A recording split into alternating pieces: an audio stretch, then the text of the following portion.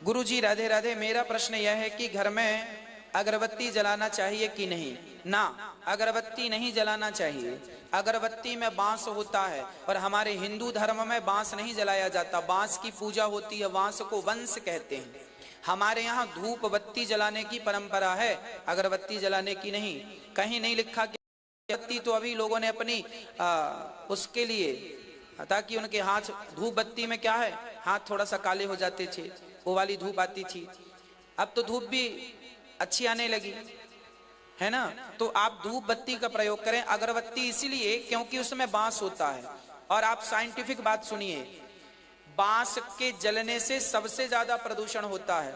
हमारे यहाँ अर्थी बांस की बनाई जाती है और अर्थी से मुर्दे को ले जाते हैं शमशान में, लकड़ियों में रख देते हैं। चूंकि बांस की बनी होने के कारण उसे शमशान में तोड़कर फेंक देते हैं और उसे चिता पे जलाते नहीं हैं, क्योंकि वो बांस की होती है। हमारे यहाँ सावन भादों में बांस की पूजा होती है, छठ पर्व होता है सावन भादों में, उसमें जिसे हल षष्ठी बोलते हैं, उसमें बांस की वंश की पूजा होती है ना। वो छोटी छोटी टोकनियां बेटियों के घर भिजवाते हैं, वो परंपरा है हमारे भारत की, वंश की पूजा बोलते हैं उसको, वंश पूजा है वो। तो हमारे यहाँ बांस नहीं जलाया जाना चाहिए, पर लोगों को आज अज्ञानता ज्यादा है, लोग समझते नहीं है, अपनी सुविधा पर ज्यादा भरोसा करते हैं, तो बांस भी जला रहे हैं। मच्छर मारने की अगरबत्ती बांस में बनी है, आपकी अगरबत्तियां बांस में। धूप बत्ती जलाई है ना, वो ज्यादा अच्छी है। अगरबत्ती आप खरीदते हैं तो बिकती हैं। अगर अब लोग कहते हैं लकड़ी बचाओ, लकड़ी, अरे भाई तुम बांस तो, अगरबत्ती के कारण करोड़ों बांस तो कट रहे हैं। आपको पता है प्रकृति के लिए सबसे ज्यादा ऑक्सीजन पीपल के बाद यदि कहीं है तो सबसे ज्यादा ऑक्सीजन बांस में है।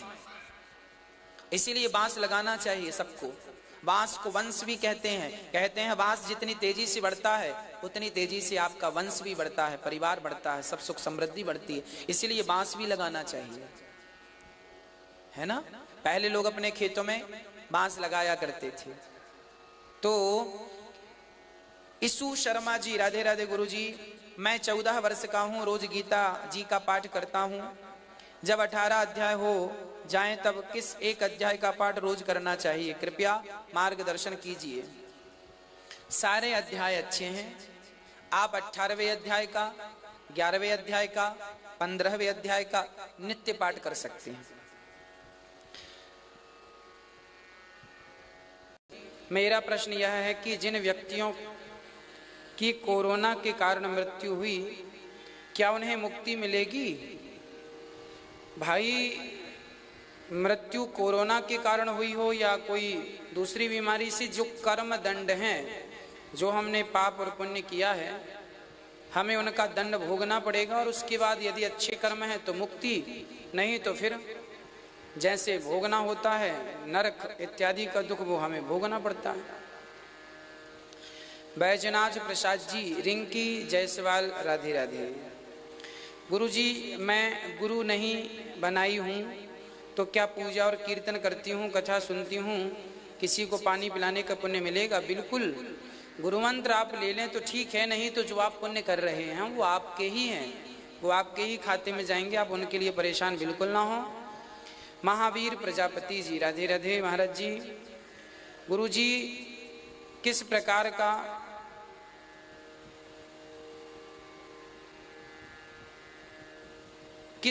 का होना चाहिए जो हमें श्री राधा किशोरी जी से मिला दे? गुरु किस प्रकार का होना चाहिए? गुरु ऐसा हो जो आपके अंदर के अज्ञान को नष्ट करके आपके भीतर ज्ञान का, भक्ति का प्रकाश भर दे, जो आपके अज्ञान का नाश कर दे और आपके हृदय में केवल भगवत भक्ति, भगवत प्रेम, भगवत ज्ञान भर दे, वही गुरु होना चाहिए। अनुराग गुप्ता जी, राधे राधे गुरु जी। भागवत के 2 स्कंध अजामिल कथा का पाठ कर सकते हैं। 6वें स्कंध में अजामिल की चर्चा है, प्रारंभ में ही अजामिल मोक्ष की कथा आप सुन सकते हैं।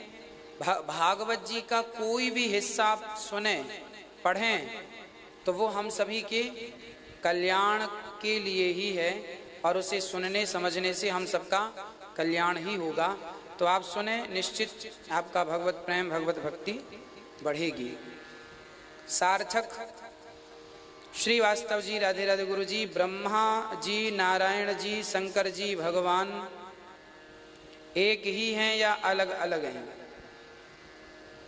भगवान नारायण से ही ब्रह्मा उत्पन्न हुए और भगवान नारायण से ही ब्रह्मा के द्वारा भगवान शिव का प्राकट्य हुआ। तो भगवान शंकर, ब्रह्मा और भगवान विष्णु ये बिल्कुल अलग अलग नहीं है, तीनों एक ही तत्व हैं। इनमें कभी हमें सपने में भेद नहीं मानना चाहिए। हरि हरि योर न भेदः, कभी भेद नहीं मानना चाहिए। भाई एक ही व्यक्ति तीन काम करने के लिए, एक ही व्यक्ति तीन रूपों में है। भाई मैं यदि डॉक्टर हूं तो जब पेशेंट को देखने जाऊंगा तो मैं डॉक्टर वाली ड्रेस पहन के जाऊंगा। मैं जब मैं कथा सुनाने के लिए आपके बीच में आऊंगा तो मेरी ड्रेस अब ये होगी। यदि मैं एडवोकेट भी हूं और यदि मैं कोर्ट गया तो फिर मैं वहां का यूनिफॉर्म पहन के जाऊंगा। मैं एक ही व्यक्ति हूं पर मैं काम बहुत सारी करने के कारण अलग अलग यूनिफॉर्म में मिलता हूं। मुझे लोग एडवोकेट भी कह सकते हैं। यदि आप एडवोकेट हैं, आप डॉक्टर हैं और आप बहुत बड़े पहलवान हैं, तो जब अखाड़े में खड़े होंगे तो आपको पहलवान जी कहा जाएगा। हॉस्पिटल में इलाज करेंगे तो आपको डॉक्टर कहा जाएगा। आप केस लड़ेंगे तो आपको वकील साहब कहा जाएगा, एडवोकेट कहा जाएगा। आप हैं एक ही, पर तीन चार काम करने से, आपके काम अलग होने से आपके नाम अलग हो गए। उसी प्रकार ईश्वर एक है, वह अनेक काम करने से उनके अनेक नाम हो जाते हैं। ब्रह्मा विष्णु महेश एक ही तत्व है, एक ही व्यक्ति है, पर काम अलग अलग होने से नाम अलग अलग। मनीष कुमार गुरु जी, गंगा सागर दोबारा क्यों नहीं जाना चाहिए? भाई गंगा सागर 2 बार भी जाओ, 10 बार भी जाओ, ये तो बात ये कही गई है, बाकी तीर्थ बार बार, गंगा सागर एक बार। भाई आप ज्यादा बार ना जा सकें तो कम से कम एक बार गंगा सागर चले जाएं। और यदि आप बार बार जा सकते हैं तो बार बार भी जाएं, उसमें नुकसान नहीं है। ऐसा नहीं है कि आप एक बार गए हैं तो अब दोबारा आप नहीं जाएं, आप जा सकते हैं दोबारा, कोई मना ही नहीं है।